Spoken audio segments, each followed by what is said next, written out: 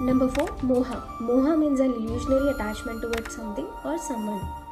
మోహ అంటే ప్రేమ కాదు, మోహ అంటే అందంగా కనిపించే ఒక బంధనం. మోహలో భయం ఉంటుంది, కానీ ప్రేమలో ధైర్యం ఉంటుంది. పోయే వాటి కోసం భయం, మారిపోయే వాళ్ళ కోసం భయం.